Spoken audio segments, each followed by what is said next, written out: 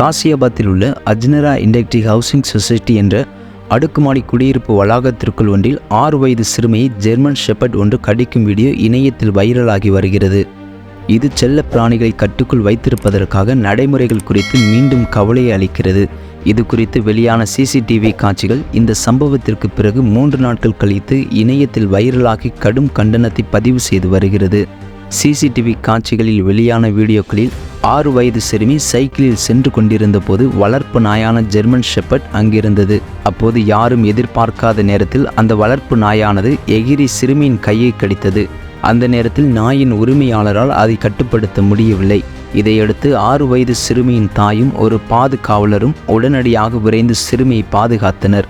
அந்த வளர்ப்பு நாய் தாக்கிய போது நாய் முகவாய் எதுவும் அணிந்திருக்கவில்லை என்றும் அது தனது 1 வயது மகனையும் தாக்கியதாகவும் அது கேமராவில் பதிவாகவில்லை என்றும் பாதிக்கப்பட்ட சிறுமியின் தாயார் தெரிவித்தார்.